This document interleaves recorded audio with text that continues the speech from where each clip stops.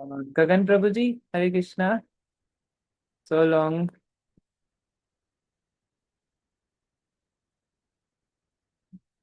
आप रीड करना चाहेंगे गगन प्रभु? हरे कृष्णा प्रभु।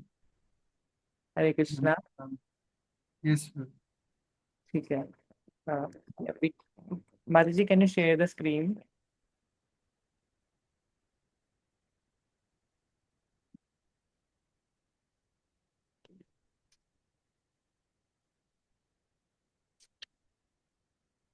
आई थिंक थोड़ा सा ऊपर करेंगे, वर्स से पहले वाला। इसके ऊपर एक वर्स है। हाँ, हमें यहाँ से पढ़ना है। यह ज्ञान यज्ञ न यजंतो माम। तो यह ज्ञान यज्ञ न यजंतो मामु, ज्ञान की सिद्धि है। जैसा कि भगवत गीता 7:19 में कहा गया है, बहुनाम जन्मनामन्ते ज्ञानवान् मां प्रपद्यते, वासुदेवः सर्वमिति स महात्मा सुदुर्लभः। बहुत जन्म जन्मांतरों के पश्चात यथार्थ ज्ञानी मुझे कृष्ण समस्त कारणों का परम कारण जानकर मेरी शरण ग्रहण करता है। ऐसा महात्मा अत्यंत दुर्लभ है। यदि कोई ज्ञान के इस निष्कर्ष पर अभी तक नहीं पहुंचा है और कृष्ण से रहित शुष्क ज्ञान प्राप्त करने में संलग्न है, तो ज्ञान प्राप्त करने का उसका यह कठोर शुष्क परिश्रम धान के खाली छिलके को कूटने के समान है। बिना कूटा हुआ धान और चावल के खाली छिलके एक ही समान दिखाई पड़ते हैं, और जो यह जानता है कि बिना कुटे धान से किस प्रकार चावल प्राप्त किया जाए, वह बुद्धिमान है। परंतु जो कुछ फल पाने की इच्छा से खाली छिलके को कूटता है, वह केवल अपना परिश्रम व्यर्थ ही नष्ट कर रहा है। उसी प्रकार यदि कोई वेदों के लक्ष्य श्री कृष्ण को जाने बिना ही वेदों का अध्ययन करता है, तो वह अपना बहुमूल्य समय केवल व्यर्थ ही नष्ट करता है। अतः श्री कृष्ण के भजन पूजन के ज्ञान का अनुशीलन अनेकानेक जन्म मरण के पश्चात तभी समाप्त होता है, जब मनुष्य वास्तव में बुद्धिमान हो जाता है। जब वह इस प्रकार से बुद्धिमान बन जाता है, तब वह कृष्ण को अंततः सब कारणों का कारण पहचान कर उनके शरणागत होता है। इस प्रकार का महात्मा बहुत दुर्लभ है। अतः जिन लोगों ने श्री कृष्ण को अपना सर्वस्व समर्पण कर दिया है, वे सुदुर्लभ महात्मा है। वे साधारण महात्मा नहीं है। हरे कृष्णा। हरे कृष्ण। थैंक यू प्रभु जी। तो हम कंटिन्यू कर रहे हैं कल का जो प्रोपाल लेटर लिख रहे हैं, बहुत बड़ा, उसी को। तो ज्ञान, कोई व्यक्ति एक्चुअली में ज्ञानी है तो वो व्यक्ति क्या करेगा?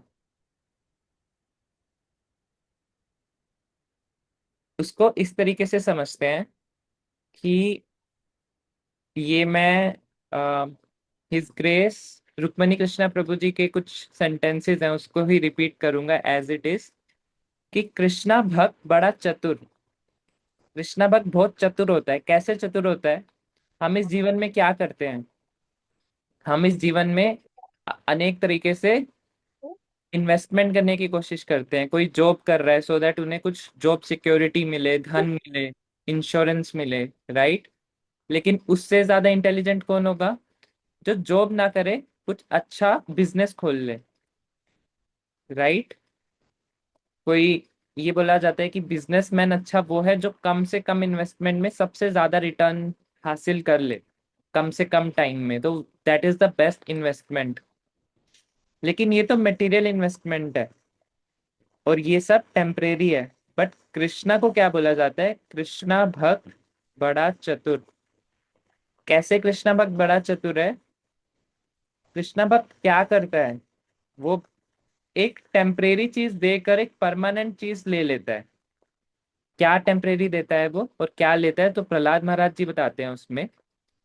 प्रहलाद प्रहलाद महाराज जी क्या कहते हैं, कौमारम आचरत प्राज्ञो भगवान धर्मामिहाम दुर्लभम मानुषम जन्मा तदपि अध्रुवम अर्थदम।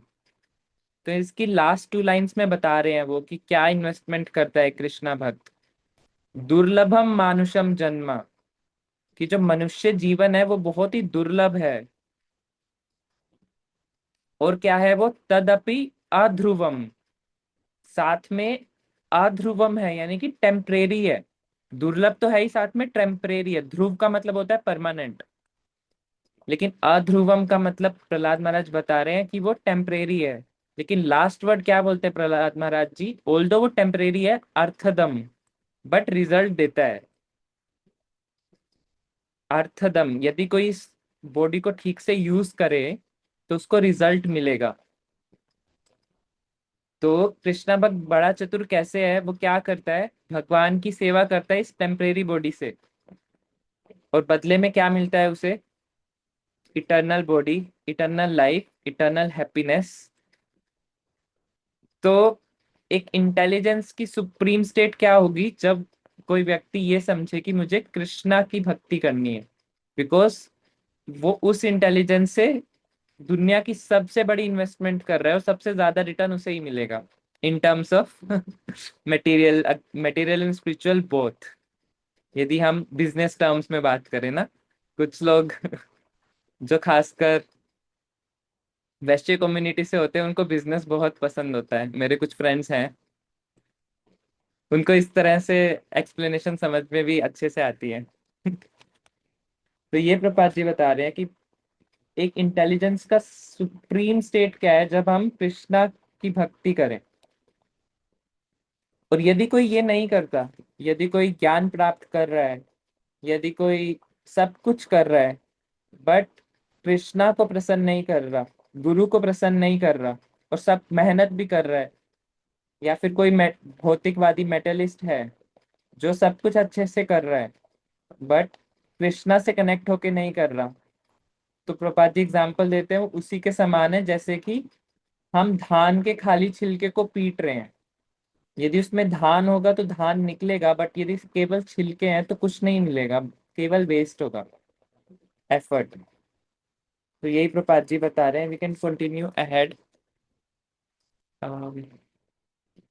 समर्पिता निताय माता जी, आप रीड करना चाहेंगे?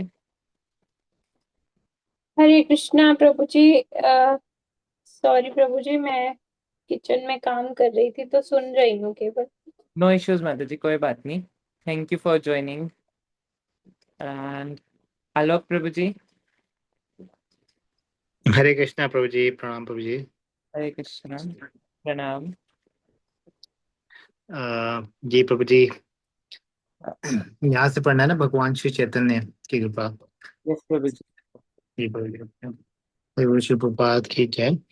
भगवान श्री चैतन्य की कृपा से जीवन की वह चरम सिद्धि की अवस्था निशुल्क ही सर्वत्र वितरित की जा रही है। इसका प्रभाव भी अत्यधिक उत्साहजनक है। नहीं तो इन युवक एवं युवतियों ने बिना किसी वैदिक संस्कृति की पृष्ठभूमि के इस आप्राकृतिक शब्द ध्वनि हरे कृष्ण का कीर्तन करने मात्र से ही इतनी शीघ्र सुदुर्लभ महात्माओं का पद कैसे प्राप्त कर लिया है। इस और केवल इस कीर्तन के आधार पर इनमें से अधिकांश जो बहुत अधिक निश्चल हैं, निश्चल हैं, भक्ति मार्ग पर स्थिर हैं और भौतिक पाप में जीवन के चार स्तंभों के स्तर पर उनका पतन नहीं हो रहा है। ये चार सिद्धांत हैं: मांसाहार, अवैध यौन संबंध, चाय कॉफी और तंबाकू सहित नशीली वस्तुओं को लेना और जुआ खेलना। और वेदांत सूत्र का यही अंतिम सूत्र है, अर्थात अनावृत्ति शब्दालु। शब्द ध्वनि के द्वारा मनुष्य मुक्त हो जाता है। हमें फल के द्वारा सीखना पड़ता है। फलन परिचयेत परिचयते। हमारे शिष्यों को इस प्रकार का आचरण करने की आज्ञा दी गई है और इनका कोई पतन नहीं हो रहा है। ये लोग विशुद्ध पारमार्थिक जीवन के स्तर पर बने हुए हैं और उपरोक्त वर्णिक अविद्या अर्थात इंद्रिय तृप्ति के सिद्धांतों का अनुशीलन करने में इनकी कोई आकांक्षा नहीं है। यही इनके वेदों को समुचित रीति से समझ पाने की परीक्षा है। ये लोग इस सांसारिक स्तर पर फिर नहीं लौटते हैं, क्योंकि वे भगवत प्रेममय रूपी अमृत फल का रसवादन कर रहे हैं। सर सरफल त्याग, अपनी सभी कर्म फलों का त्याग। भगवत गीता में स्वयं श्री भगवान के द्वारा ही इन शब्दों को समझाया गया है। सर्वधर्म परित्यज्य मामेकम शरणम व्रज, प्रत्येक वस्तु का त्याग करके केवल मेरी श्री कृष्ण की शरण लो। हरे कृष्ण मंत्र का अर्थ है हे कृष्ण की परम शक्ति और अपनी नित्य सेवा में संलग्न कर लीजिए। अतः हम लोग प्रत्येक वस्तु कृष्ण भावनावृत अभियान एक प्रामाणिक वैदिक मार्ग है। 125 का त्याग कर चुके हैं और केवल श्री भगवान की सेवा में संलग्न हैं। श्री कृष्ण हमें जो आज्ञा देते हैं केवल उसी कार्य को करना ही हमारा एकमात्र प्रयोजन है। हम कर्म ज्ञान और योग के समस्त फलों को त्याग कर चुके हैं और विशुद्ध भक्ति अर्थात भक्तिरुत्मा की यही विशुद्ध भक्ति अर्थात भक्तिरुत्मा की अवस्था है। आपका ही नबे चरणामृत भक्तिवेदांत स्वामी। ये भगवान प्रभुपाद जी का लेटर है। आगे अगला लेटर ही पढ़ना है Prabhu ji. No Prabhu ji. Thank you Prabhu ji. Hare Krishna. Hare Krishna. So इसके बाद प्रभुपाद जी बता रहे हैं कि कोई भक्त जो पाने की कोशिश करता है कि भगवान की सेवा करके उसे इटर्नल लाइफ मिले, लेकिन रिजल्ट उसको फल क्या चाहिए? भगवान का प्रेम, भगवत प्रेम। तो प्रभुपाद बता रहे हैं कि भगवान चैतन्य महाप्रभु इस चरम सिद्धि को निशुल्क ही बांट रहे हैं। और कैसे बांट रहे हैं? विदाउट सीइंग एनी क्वालिफिकेशन, कोई क्वालिफिकेशन नहीं देखते हैं भगवान। जो भी उनके पास आता है कि हमें कृष्णा प्रेम चाहिए तो उनको दे देते हैं। जस्ट श्रद्धा होनी चाहिए, जस्ट श्रद्धा कि भगवान हेल्प करेंगे और हमारा जो गोल है वो भगवत प्रेम है।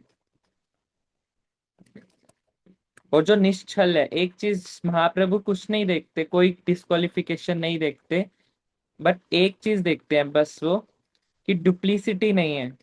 प्रपात भी लिख रहे हैं ना, जो बहुत अधिक निश्चल हैं, जो छल नहीं करते, जो जैसे बाहर है वैसे अंदर है, जो डुप्लीशियस नहीं है, उनको भगवान कृष्ण प्रेम इजीली दे देते हैं। परंतु यदि कोई छल करता है, मंदिर में कुछ और लेकिन बाहर घर जाके कुछ और एक्टिविटीज करता है, तो फिर भगवान देख रहे होते हैं। आपके लिए नहीं कह रहा, मैं अपने लिए कह रहा हूँ। एंड प्रपार लिख रहे हैं कि आप प्राकृत शब्द ध्वनि हरे कृष्णा का कीर्तन करने से जो भी उनके डिसाइपल्स हैं, उन्होंने जितने भी पापमयी कार्य हैं उनको छोड़ दिया है। तो आप अप्राकृत, अप्राकृत मतलब जो इस प्रकृति की नहीं है, शब्द ध्वनि हरे कृष्णा।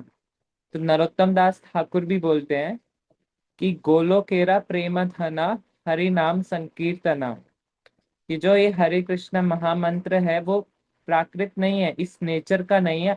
वो कहाँ से आया है? इम्पोर्टेड है, वो इम्पोर्टेड मटेरियल है, गोलोक से आया है। वो महाराज जी भी यही बोलते हैं कि वो इम्पोर्टेड है, गोलोक से आया है। तो जो निश्चल होकर इस भक्ति मार्ग पर चलते हैं, उनका अपने आप टेस्ट चला जाता है इंद्र तृप्ति से। फिर प्रपात जी उस प्रोफेसर को कह रहे हैं कि आप मेरी बातों पे अगर विश्वास नहीं भी करोगे, लेकिन आप रिजल्ट देख लो। हम देखते हैं कि इस वर्ल्ड में यदि हमें किसी इंस्टीट्यूट को देखना होता है, तो हम देखते हैं कि उनके पुराने स्टूडेंट्स कैसा कर रहे हैं। यदि पुराने स्टूडेंट्स अच्छे कर रहे हैं अपने कैरियर में, तो हम समझते हैं कि वो इंस्टीट्यूट अच्छा है। यदि हमें समझना होता है कि कोई डॉक्टर कैसा है, तो हम देखते हैं कि उसके पुराने पेशेंट्स कैसे हैं। यदि पुराने पेशेंट्स ठीक हो पाए हैं उस डॉक्टर के इलाज से, तो हम समझते हैं कि डॉक्टर अच्छा है। Same goes for everything. हम रिजल्ट से देखते हैं कि क्या रिजल्ट उसका पास्ट में आया है, राइट। तो प्रभुपाद जी यही कह रहे हैं कि आप मेरी बात अगर नहीं भी मान रहे तो आप फलेना परिचयते, कि आप फल से उसका परिचय देखिए, कि आप रिजल्ट देखिए कि मेरे आने के बाद, यानी कि जब प्रभुपाद अमेरिका पहुंचे, जो हिप्पीज थे, they left every sinful activity, सब पापमय कार्य उन्होंने बंद कर दिए। और क्या करा उन्होंने? पूर्ण रूप से समर्पित हो गए प्रभुपाद को। उन्होंने अपना बिजनेस छोड़ दिया, अपनी फैमिली छोड़ दी, टेम्पल में आके रहने लगे, अपना पहनावा छोड़ दिया, अपना खान पान छोड़ दिया, अपने और तो और उन्होंने अपने बाल भी छोड़ दिए प्रभु जी ने। तो ये सब प्रभुपाद जी उनको परिचय दे रहे हैं। और फिर प्रभुपाद कह रहे हैं वो विशुद्ध परमार्थिक जीवन के स्तर पर आ चुके हैं और अविद्या से कहीं ऊपर हैं। अविद्या यानी कि ये समझना कि हम ये बॉडी हैं, और इंद्र तृप्ति के कार्य करना, तो वो इनसे कहीं ज्यादा ऊपर जा चुके हैं। क्योंकि वो ऐसा इसलिए कर पा रहे हैं क्योंकि वो भगवत प्रेम रूप के अमृत फल को टेस्ट कर पा रहे हैं। हिज ग्रेस रुक्मणी कृष्णा प्रभु जी बोलते हैं कि हमें टेस्ट करने के लिए कोई ऐसा नहीं है कि बहुत टाइम वेट करना पड़ेगा, बहुत एडवांस होना पड़ेगा तब हमें कृष्णा प्रेम का टेस्ट मिलेगा। जैसे ही हम कृष्णा कॉन्शियस में कनेक्ट होते हैं, हमें थोड़ा थोड़ा टेस्ट मिलने लगता है। हमें रूप गोस्वामी भी लिखते हैं कि जो हमारी क्लेशाग्नि है वो शांत होने लगती है, हमारा माइंड स्थिर होने लगता है जब हम कृष्णा कॉन्शियसनेस में आते हैं। बिकॉज जो हमारा हृदय है, जो हमारी आत्मा है, जो कृष्णा से कहीं दूर थी, बिछड़ी हुई थी, जब हमें वो पुनः मिलती है, तो अपने आप ही हमें एक डिफरेंट टाइप का अनुभव होने लगता है। और यही कारण है कि हम कंटिन्यू करते हैं किसी प्रोसेस को, क्योंकि हमें थोड़ा थोड़ा रिजल्ट मिलने लगता है। अदरवाइज कुछ प्रपात जी एक बार बता रहे थे कि प्रपात जी एक बार गए तो कोई भगवत गीता पे क्लास दे रहा था, और उसके बाद प्रपात जी का नंबर था, यानी कि एक सभा चल रही थी, अलग अलग स्पीकर्स आए हुए थे। तो कोई और भगवत गीता पे क्लास दे रहा था, नेक्स्ट प्रपात जी को क्लास देनी थी। तो जब प्रपात जी स्टेज के पीछे थे, तो जो क्लास दे रहा था वो स्टेज के पीछे आया, जस्ट भगवत गीता का क्लास दे के ही आया अभी अभी। और जैसे ही भगवत गीता की क्लास खत्म हुई, वो व्यक्ति क्या कर रहा है? वो व्यक्ति सिगरेट पी रहा है अभी स्टेज के पीछे। स्टेज के आगे उसने भगवत गीता की क्लास दी, और स्टेज के पीछे सिगरेट पी रहा है। मतलब उसे अभी टेस्ट नहीं मिल रहा, वो शुष्क ही ज्ञान प्राप्त कर रहा है, is not getting the test. और यदि किसी को टेस्ट नहीं मिलेगा तो उसकी पुरानी आदतें नहीं छूट पाएंगी, और जब तक पुरानी आदतें नहीं छूटेंगी तो there will be no transformation.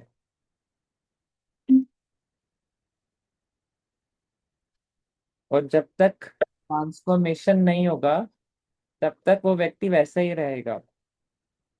और फिर प्रपात जी बता रहे हैं कि एक्चुअली में हमें करना क्या है? सर्व फल त्याग करना है हमें, सब कुछ कृष्णा पे छोड़ देना है। शुभा शुभे फले रेवम, कोई शुभ और अशुभ जो भी कार्य है सब कृष्णा पे छोड़ देने हैं। और सर्व धर्मान परित्यज्य, हमें किसी धर्म को फॉलो नहीं करना, सबका त्याग करके केवल कृष्णा की शरण लेनी है। तो यहाँ पे जो कृष्णा धर्म नाम ले रहे हैं, वो धर्म क्या है? वो धर्म, हम अनेक धर्म फॉलो करते हैं। हम अपना बॉडीली धर्म फॉलो करते हैं सबसे पहले, कि बॉडी को सेटिस्फाई कैसे करना है, कैसे इंद्र तृप्ति करनी है, तो ये हो गया बॉडीली धर्म। उसके बाद फैमिली धर्म होता है कि फैमिली के लिए हमारी रिस्पॉन्सिबिलिटीज, बट हमारा फोकस केवल वही रहता है। और क्या होता है? हमारा सोसाइटी का धर्म, जॉब का धर्म। ये सब कार्य यदि हम अपने लिए करेंगे तो कुछ हमें अर्थ नहीं मिलेगा। हम सेम कार्य यदि कृष्णा के लिए करेंगे तो that will be more beneficial, because जो भी रिजल्ट है वो कृष्णा का ही है। बिकॉज कृष्णा क्या है? कृष्णा खुद बताते हैं भोक्ताराम यज्ञ तपसाम की I am the enjoyer of the fruits. तो हमें सारे कार्य केवल उनके लिए करने चाहिए, बिकॉज उनका नेचर है वो, और हमारा नेचर क्या है? जीवेरा स्वरूप होए नित्य कृष्ण दास।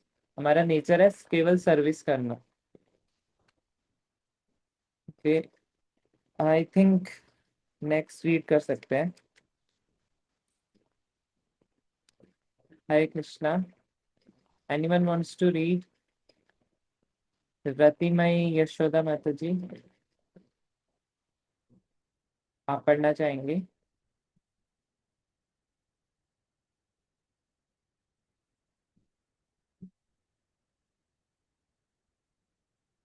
अच्छा, ज्योति माता जी। हरे कृष्ण प्रभु जी, स्वागत प्रणाम। हरे कृष्ण। 25 फरवरी 1970 स्वामी एसी भक्ति वेदांत संस्थापकाचार्य अंतर्राष्ट्रीय कृष्ण भावनामृत संघ।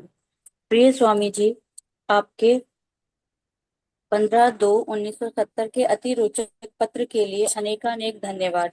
मुझे भय है कि जब भी आप कोई श्लोक इस अभिप्राय को दर्शाने के लिए उद्धृत करते हैं कि केवल कृष्ण नाम का कीर्तन ही आवश्यक है, तब मैं एक दूसरा श्लोक उद्धृत कर सकता हूँ जो किसी वस्तु की आवश्यकता दर्शाता है। साथ ही मैं यह श्लोक भी जोड़ना चाहूंगा। यदि श्लोको अपि प्रमाणम अयम अपि श्लोक प्रमाणम भवितु अर्हति। यदि केवल श्लोक ही प्रमाण के आधार हैं, तो इस श्लोक को भी प्रामाणिक मानना चाहिए। निकट भविष्य में इन श्लोक प्रतिश्लोकों के उद्धरण का कोई अंत नहीं दिखाई पड़ता।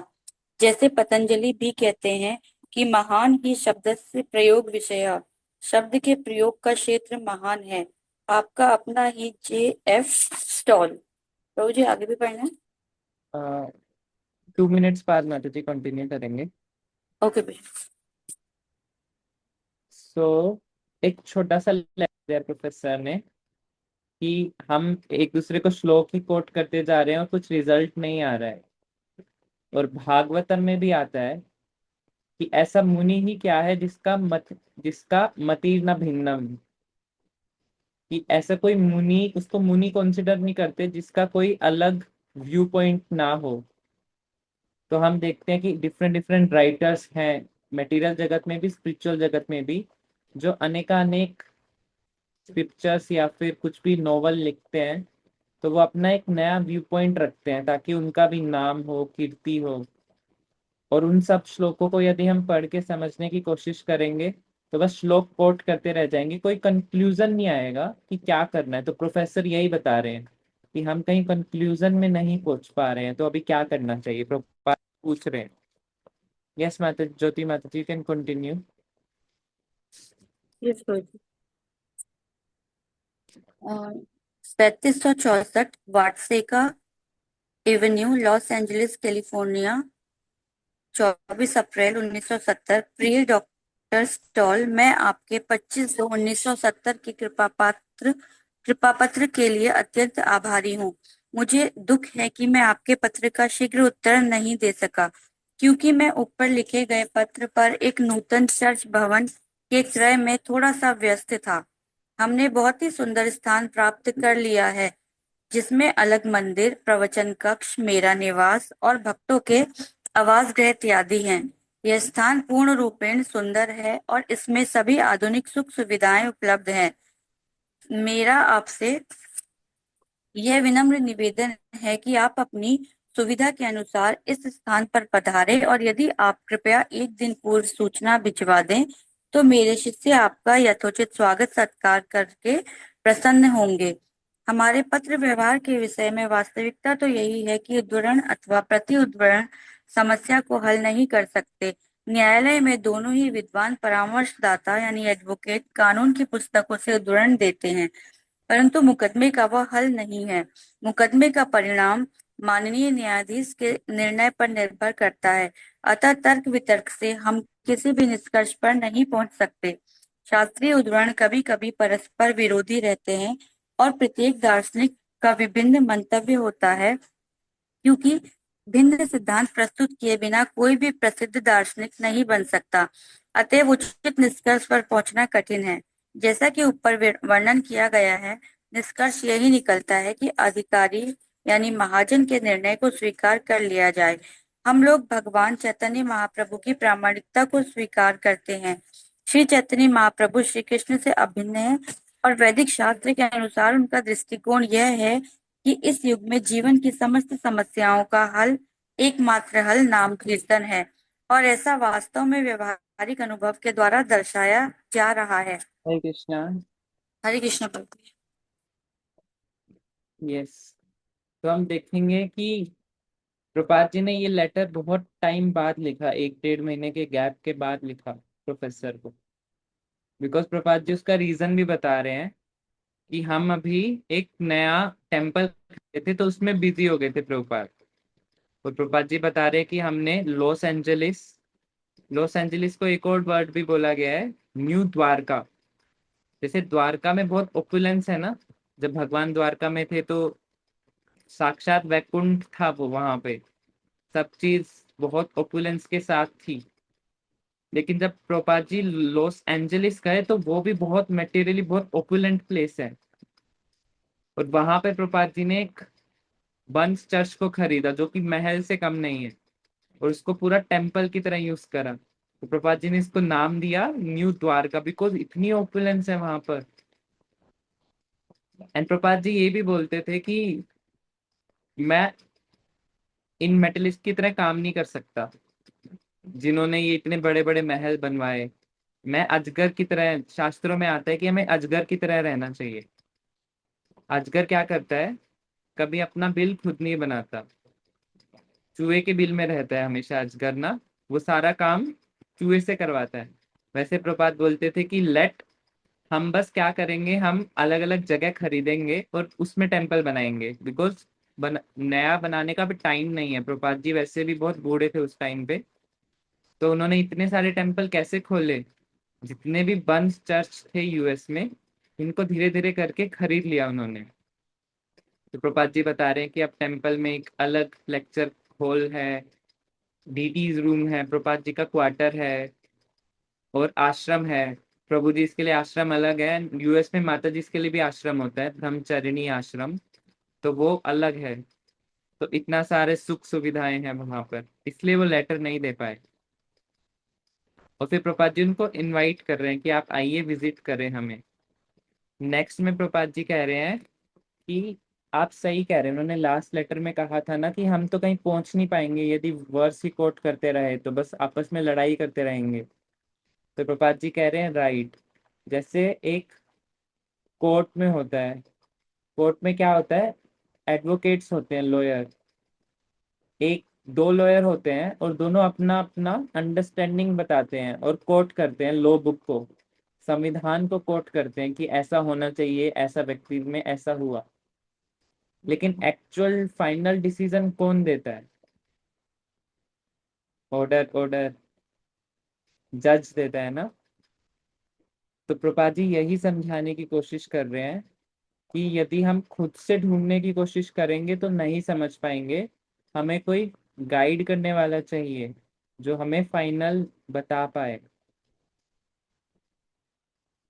और शास्त्रों में इतने सारे व्यू पॉइंट्स हैं तो उससे एसेंस को निकालना बहुत मुश्किल है। बहुत सारे मुनियों ने इतने श्लोक लिखे हैं, उससे एसेंस गुम हो जाता है। एंड फिर प्रपात जी बता रहे हैं कि हम महाप्रभु को फॉलो करते हैं और महाप्रभु की लाइफ में सीखें। अगर महाप्रभु इतने बड़े पंडित थे, जितने भी उस टाइम के जितने भी दिग्विजय पंडित थे सबको परास्त करा था महाराज प्रपात जी ने। केशव कश्मीरी जो बहुत विश्वविख्यात थे उनको परास्त करा अकेले। और सार्वभौम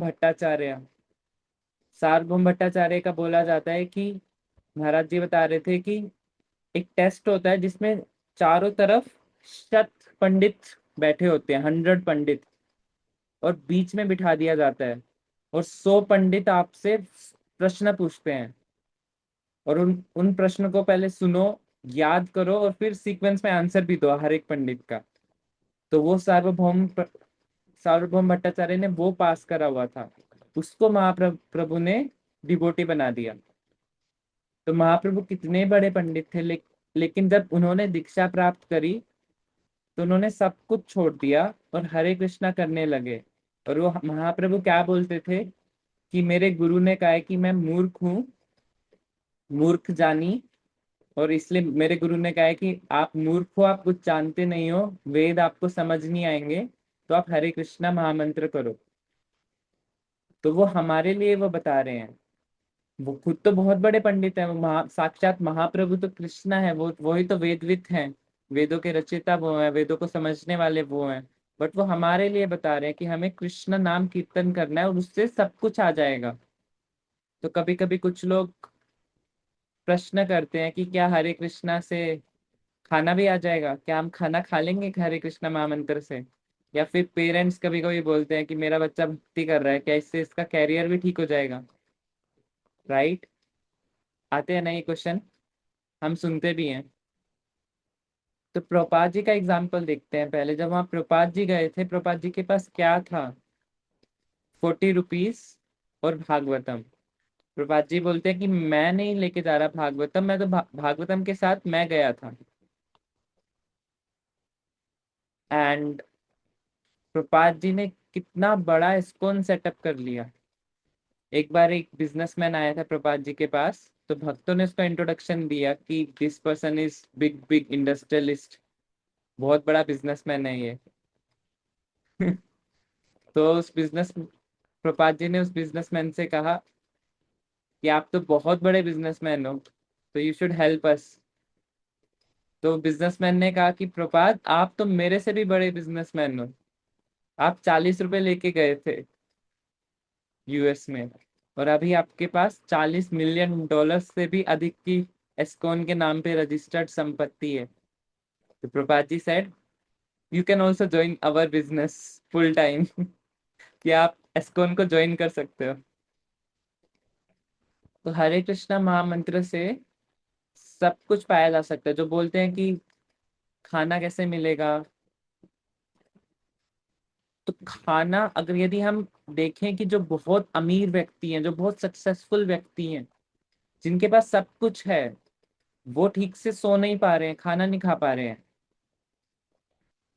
तो केवल खाने का होना मतलब, लक्ष्मी का होने का मतलब ये नहीं है कि हम उसको यूज भी कर पाएंगे।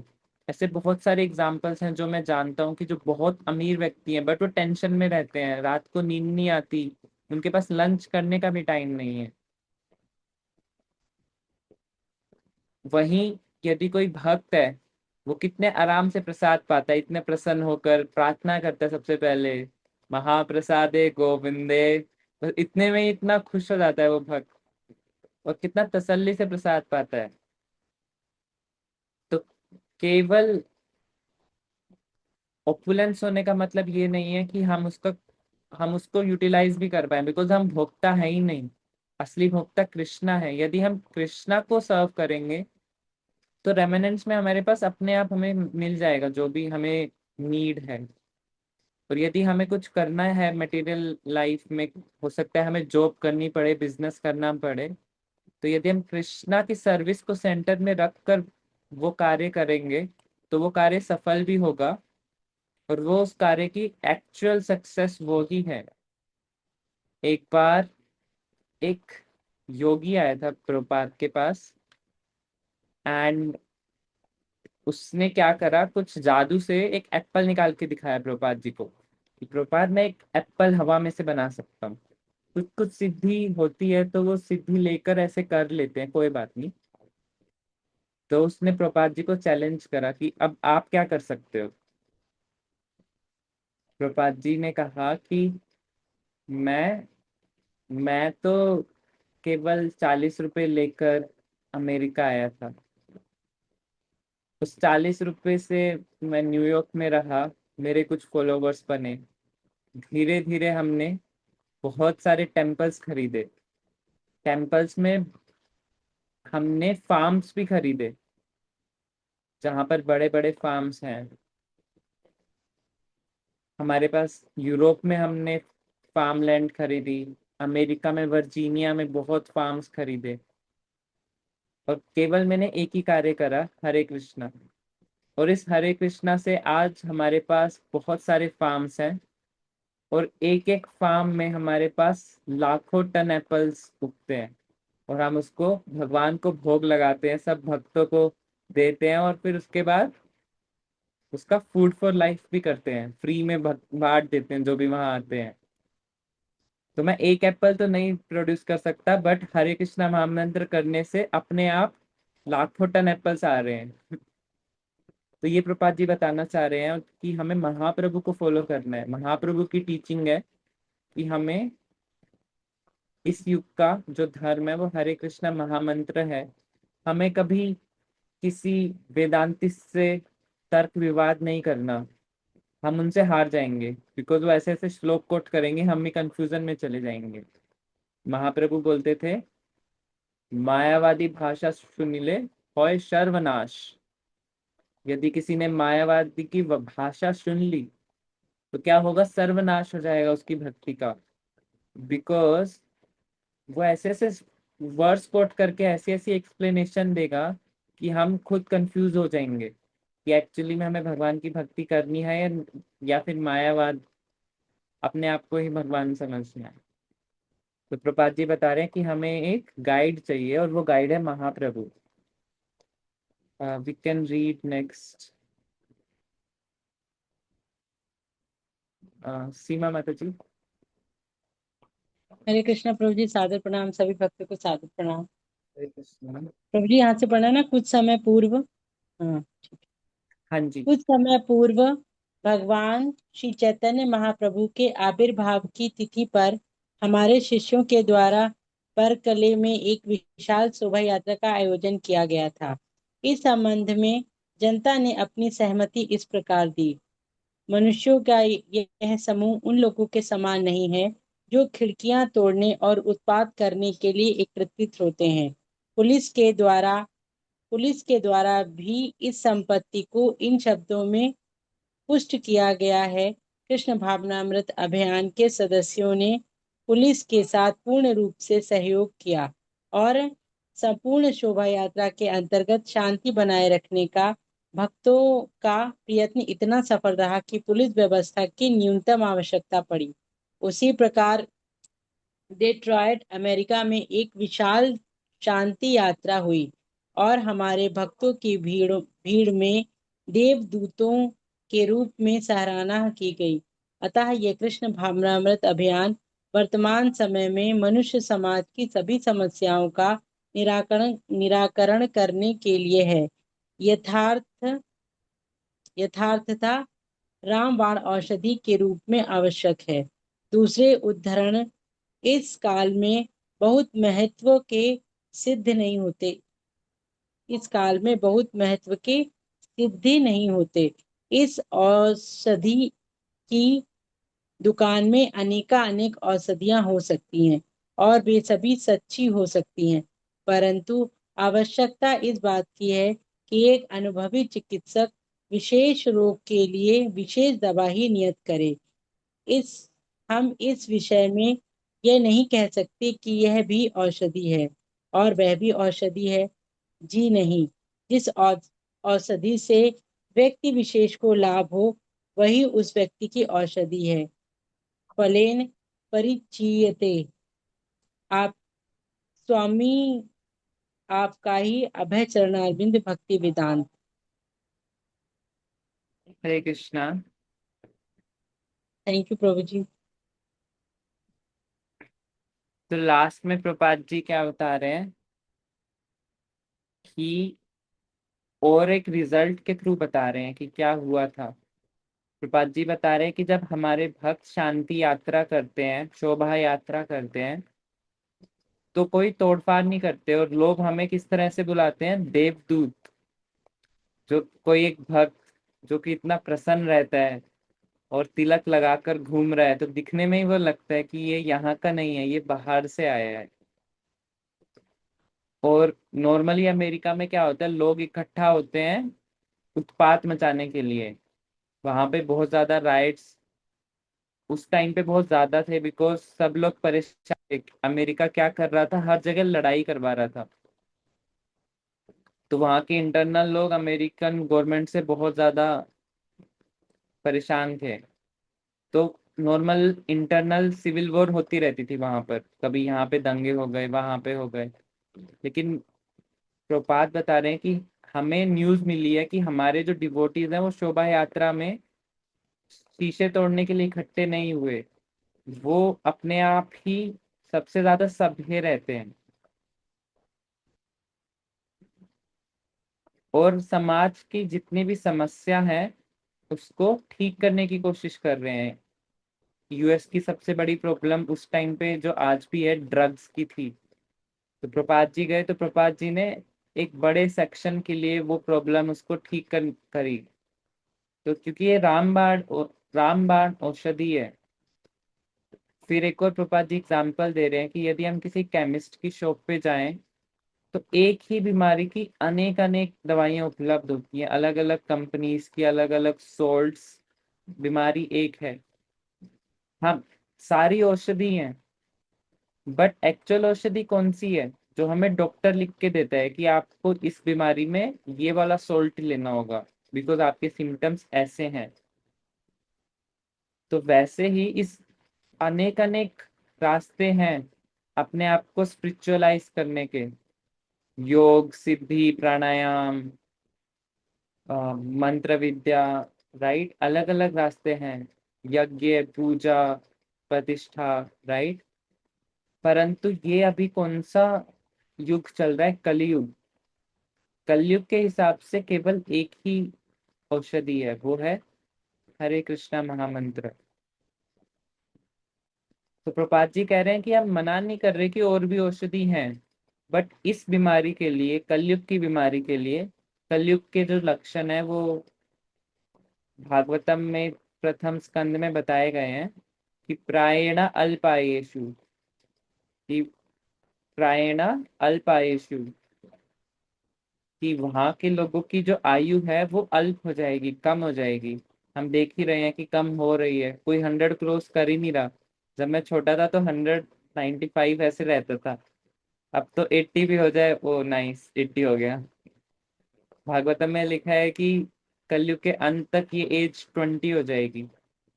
प्रायेण अल्पायुषु कलो अस्मिन युगे जना, कली काल में, कली युग में हो जाएगा ऐसे।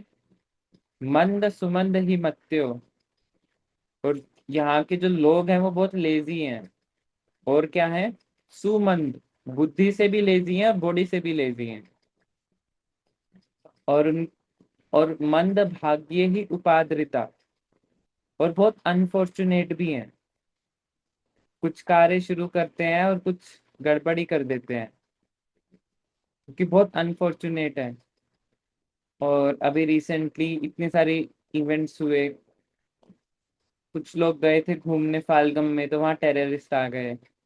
कोई फ्लाइट से लंदन जा रहा है तो फ्लाइट क्रैश कर गई। तो ये कलयुग कितना खतरनाक है। मंद सुमंद, मंद भाग्य, अनफॉर्चुनेट है ही उपाद्रिता। और लोग कितना डिस्टर्ब्ड भी हैं, हमेशा डिस्टर्ब रहते हैं कि ये हो गया तो क्या होगा, अगर मार्केट क्रैश हो गई तो क्या होगा, मेरी नौकरी तो नहीं चली जाएगी, राइट। Everyone is disturb. ये हो गया तो क्या होगा, मेरे बच्चे का ये वाला एडमिशन नहीं हुआ तो क्या होगा, उपात्रिता है।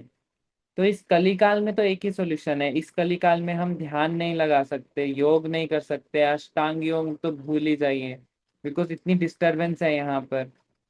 थोड़ा सा कुछ करने की कोशिश करो तो फोन में व्हाट्सएप पे मैसेज आ जाता है, तो डिस्टरबेंस, कॉल आ जाएगा किसी का, अगर आप फोन छोड़ भी दोगे तो फिर तो उठाना ही पड़ेगा।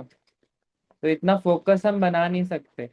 तो एक ही सॉल्यूशन है इस कलिकाल का, वो है जो महाप्रभु बता रहे हैं, हरि नाम। तो केवल एक पन्ना बचा है। आई थिंक पूर्णावासी नित्या माता जी, आपने शायद हैंड रेस करा था। हरे कृष्ण प्रभु जी, प्रणाम प्रभु जी। हरे कृष्ण। जी प्रभु जी। जगत में श्रील प्रभुपाद की जय। श्रील प्रभुपाद के द्वारा अंतिम टिप्पणी। न्यायालय में एक विषय को निश्चित करने के लिए दो विधि परामर्शदाता एडवोकेट विधि कानून के प्रामाणिक ग्रंथों से अपने अपने तर्क प्रस्तुत करते हैं, परंतु यह न्यायाधीश पर निर्भर है कि किसी एक के पक्ष में अनुकूल निर्णय दे। जब विरोधी विधि परामर्शदाता अपने अपने तर्क प्रस्तुत करते हैं तो दोनों के ही तर्क वैध और प्रामाणिक होते हैं। परंतु निर्णय इस आधार पर दिया जाता है कि कौन सा तर्क उस विशेष मुकदमे में लागू होता है। भगवान श्री चैतन्य महाप्रभु शास्त्रों के प्रमाण पर अपना निर्णय देते हैं कि व्यक्ति को दिव्य इंद्रियातीत स्व स्तर तक उन्नत कराने का केवल एक साधन है और वह है भगवान नाम का कीर्तन। तथा वास्तव में हम देख सकते हैं कि यह विधि प्रभावशाली है हमारे शिष्यों का, जिन्होंने इस विधि को गंभीरता पूर्वक ग्रहण किया है।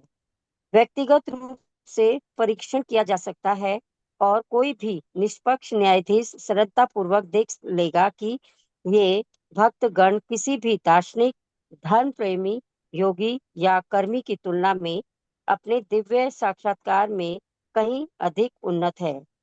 हमें परिस्थितियों की अनुकूलता के अनुसार प्रत्येक वस्तु स्वीकार करनी है।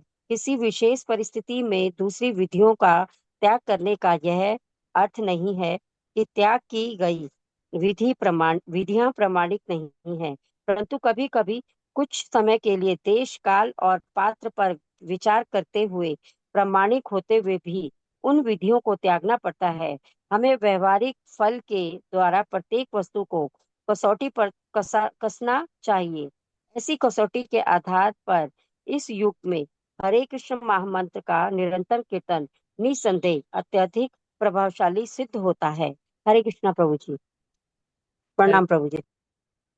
प्रणाम माता जी। तो फाइनल कंक्लूजन लिख रहे हैं प्रभुपाद। सबसे पहले वही कोर्ट का एग्जांपल दे रहे हैं कि यदि दो एडवोकेट अपने अपने कंक्लूजन बता रहे हैं तो फाइनल डिसीजन तो जज ही करेगा, ऑर्डर ऑर्डर। तो वैसे ही यदि बहुत सारे मुनि अपने अलग अलग पथ बता रहे हैं कि हमें ये करना चाहिए, हमें वो करना चाहिए, बट फाइनली क्या करना है वो हमें एक जज ही बता सकता है। तो वो जज बनकर महाप्रभु यानी कि कृष्णा महाप्रभु बनकर आए थे हमें बताने के लिए कि आप कंफ्यूज मत होइए, आप हरे कृष्णा महामंत्र कीजिए, यही सर्व सिद्धि होए। इसको करने से सर्व सिद्धि हो जाएगी, इसको करने से हमारे सारे अपूर्ण कार्य पूर्ण हो जाएंगे और हमें अपने लाइफ का सुप्रीम डेस्टिनेशन मिल जाएगा। और महाप्रभु ये बता रहे हैं कि इस काल में दिव्य इंद्रियातीत यानी कि सेंस, हमें बॉडीली लेवल से ऊपर उठने के लिए केवल यही एकमात्र साधन है। फिर प्रपात जी कह रहे हैं कि आप फल, अगर आपको रिजल्ट देखना है तो मेरे डिसाइपल्स को देख लीजिए, वो किसी भी योगी से बहुत ज्यादा उन्नत है। आप कोई भी योगी से कंपेयर कर लीजिए जो कि अष्टांग योग कर रहा है या फिर कोई और योग कर रहा है। और लास्ट में प्रपात जी बता रहे हैं लास्ट पैराग्राफ में कि जो प्रोसेस होता है वो टाइम, प्लेस और सरकमस्टांसेस के हिसाब से होता है कि टाइम क्या है, सब्जेक्ट क्या है। टाइम क्या चल रहा है, कलियुग। प्लेस क्या है, ये भौतिक जगत। सरकमस्टांसेस क्या है, यहाँ पर बहुत ज्यादा दुख हैं, डिस्टरबेंसेस हैं, ध्यान तो लगता ही नहीं है। उस टाइम के लिए जो सबसे बेस्ट मेडिसिन है वो हरे कृष्णा महामंत्र है। और इसका मतलब ये नहीं है कि बाकी मेडिसिन को हम कह रहे हैं कि वो मेडिसिन गलत है। योगा भी हेल्प करती है, योगा, अष्टांग योगा, ध्यान, ज्ञान, लेकिन इस काल में सबसे ज्यादा इफेक्टिव हरे कृष्णा महामंत्र भक्ति योगा ही है। जैसे यदि किसी को कोई बीमारी होती है तो मल्टीपल दवाई उसको काम कर सकती है, बट एक दवाई होगी जो उस बीमारी के लिए स्पेसिफिकली बनी होगी। तो वो प्रपात जी हमें बताना चाह रहे हैं। इसी के साथ ये वाला चैप्टर खत्म हो गया है। तो यदि किसी डिवोटी की कोई रियलाइजेशंस हैं, कोई एडिशंस हैं या कोई क्वेश्चन है तो वो हैंड रेज करके पूछ सकते हैं।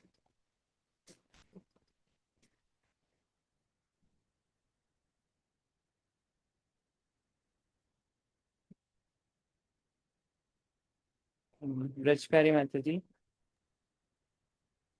हरे कृष्णा प्रभु जी। प्रणाम प्रभु जी। प्रभु जी, ये जो लास्ट में लास्ट के नीचे से थर्ड या फोर्थ लाइन है, परंतु कभी कभी कुछ समय के लिए देश काल और पात्र पर विचार करते हुए प्रामाणिक होते हुए भी उन विधियों को त्यागना पड़ता है। हाँ तो जी। मतलब ये इसमें ये नहीं आएगा कि हम अगर अ, हरे कृष्णा मंत्र कर रहे हैं, प्रामाणिक है जो इस काल के लिए, तो वो हमें क्यों त्यागना पड़ेगा? क्यों देश और परिस्थिति को देखते हुए हमें क्यों त्यागना पड़ेगा अगर हम कर रहे हैं? तो इसमें ये भी तो आ सकता है ना, ऐसा क्यों है? प्रभुपाद जी, ये वाली लाइन दूसरे प्रोसेस के लिए लिख रहे हैं, जो ध्यान करते हैं, जो योग अष्टांग योग करते हैं, जो ज्ञान योग करते हैं। प्रभुपाद जी बता रहे हैं कि वो प्रोसेस भी हेल्प करते हैं स्पिरिचुअल रियलाइजेशन में, बट वो प्रोसेस स्लो है बिकॉज कलयुग चल रहा है। कलयुग के लिए हमें हरे कृष्णा महामंत्र कर रहे हैं। तो इसका मतलब ये नहीं है कि दूसरे प्रोसेस काम नहीं करते, बट देश काल परिस्थिति में ये वाला काम करता है अच्छे से। ओके ओके प्रभु जी, इससे ऊपर की 3-4 लाइनों में ये चीज है, क्लियर है, ठीक है ठीक है। ठीक है, मैंने ध्यान नहीं दिया था। हाँ जी। उसी चीजों का त्याग करने का अर्थ ये नहीं है कि इसको भी हम त्यागें। ठीक है, thank you Prabhu ji. Actually जो एक्चुअल जो प्रभुपाद जी ने लिखा हुआ है वो इंग्लिश में लिखा हुआ है। जो सारी बुक्स है ना, इंग्लिश में ज्यादा क्लैरिटी से लिखी हुई हैं, और हिंदी में पढ़ के कभी कभी मैं भी घूम जाता हूँ कि क्या लिख रहे हैं। तो मुझे भी इंग्लिश से रेफर करके ही समझ में आता है। तो मैंने भी इंग्लिश में पहले पढ़ा था इसको समझने के लिए, बाद में भक्तों ने ट्रांसलेट करा है इसको हिंदी में। तो कभी कभी कुछ सेंटेंस थोड़ा सा ऐसे ट्रांसलेट हुए हैं कि वो समझना थोड़ा कठिन है। तो कोई बात नहीं। और कोई भक्त कुछ ऐड करना चाहेंगे? नीलम माता जी इज नॉट हेयर। हरे कृष्णा प्रभु जी। हरे कृष्णा। प्रभु जी, जैसे आप वो बता रहे थे कि वो एप्पल को हवा में उछालते हैं, प्रभुपाद जी को बोलते हैं कि क्या आप ऐसा कर सकते हैं। तो ऐसे ही एक मुझे याद आ रहा है कि एक आदमी जो प्रभुपाद जी के पास आता है, वो नदी पार करते हैं चलकर नदी में। तो प्रभुपाद से पूछते हैं कि आप ऐसा कर सकते हैं। तो प्रभुपाद जी ने बोला कि जो काम 25 पैसे में हो सकता है, वो नाव से बैठकर क्रॉस करके, तो मैं जो आपने इतनी सिद्धियां, इतना टाइम उसके लिए वेस्ट किया, जो इतनी सिद्धियां प्राप्त की सिर्फ इसलिए कि नदी पार करने के लिए, पानी पर चलकर नदी पार करने के लिए। और ये काम तो 25 पैसे में नाव क्रॉस करके हो सकता था। ये याद आया फिर। यस, सब भक्त को ये वाला पास टाइम पता है ना? यस प्रभु जी। हाँ जी, थैंक यू माता जी फॉर रिमाइंडिंग। ये भी बहुत अच्छा पास टाइम है कि जो योगी 60 साल बाद एक सिद्धि प्राप्त करता है कि वो हल्का हो जाता है, पानी में चल पा रहा है। तो बात कह रहे हैं तो बस 25 पैसे की सिद्धि है। Okay, any more additions? Uma Priya Mata ji, Rajni माता जी। हरे कृष्णा प्रभु जी, साधु प्रणाम। मुझे आपसे जस्ट पूछना था ये 124 पेज पे जो हरे कृष्णा महामंत्र का जो अर्थ बता रहे हैं प्रभु जी,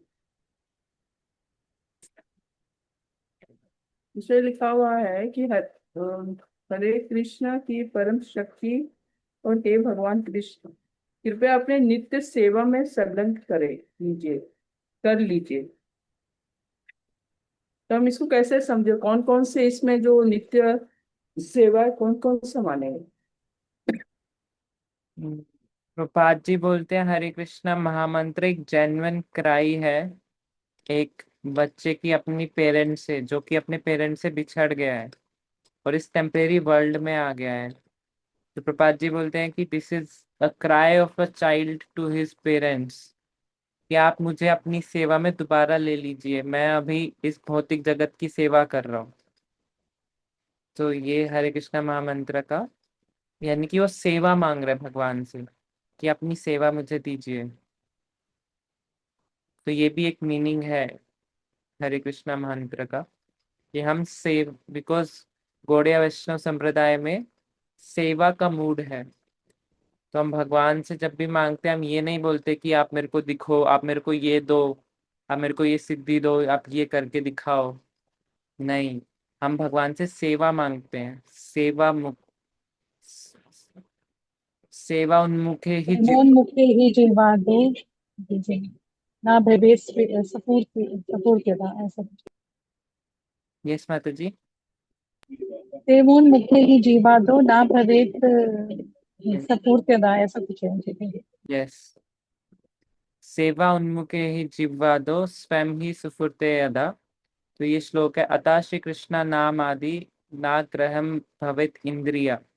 ये हम कृष्णा को समझ नहीं सकते इस इंद्रियों से, बट कैसे समझेंगे? सेवा के ही जिह्वा दो।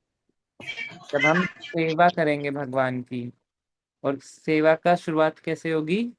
उन्मुखे ही जिह्वा, जीभ से। जब हम भगवान का नाम लेंगे, उससे सेवा करेंगे, तब हम कृष्णा को स्वयं ही हम समझ पाएंगे। कृष्णा हेल्प कर। प्रभुपाद जी बोलते हैं हम इसके मीनिंग पे मेडिटेट कर सकते हैं ड्यूरिंग द चैंटिंग ऑल्सो, कि भगवान आप मुझे सेवा दीजिए।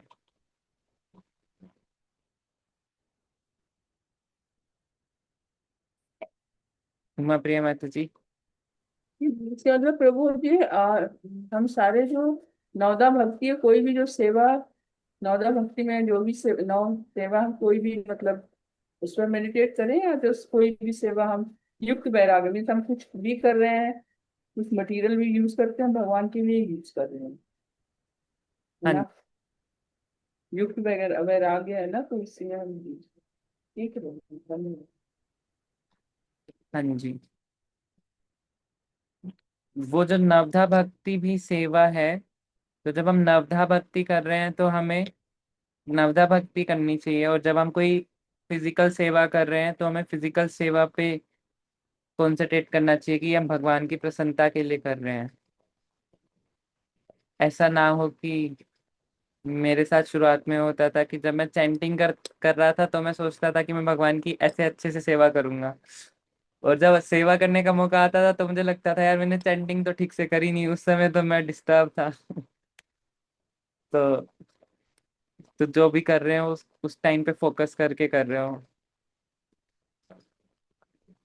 तो ये चांटिंग बहुत मुश्किल से आती है एकदम।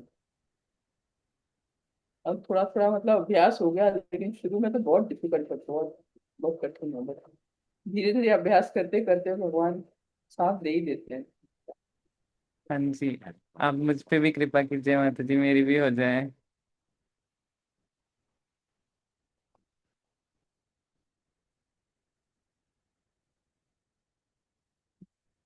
ठीक है, तो आज क्लोज करते हैं। कल फ्राइडे से नेक्स्ट चैप्टर स्टार्ट करेंगे।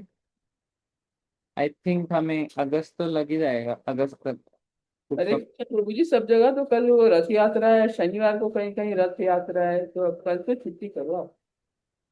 कल तो रथ यात्रा है प्रभु जी, यहाँ रोहिणी टेम्पल में भी।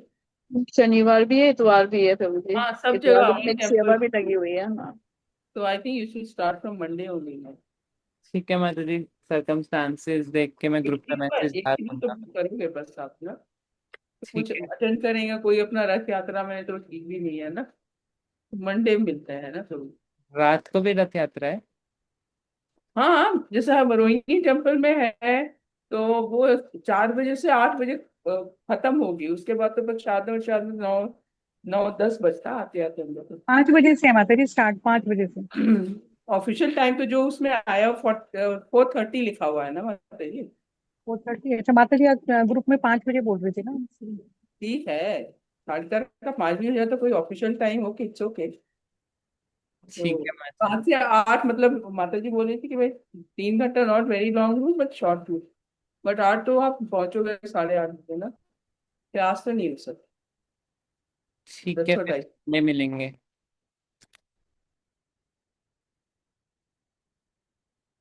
ठीक है, फिर यहीं क्लोज करते हैं। आप सभी भक्तों का, प्रत्येक भक्तों के चरणों में मेरा बारंबार प्रणाम, ये अवसर देने के लिए कि हम कृष्णा पीयूष को डिस्कस कर पाए।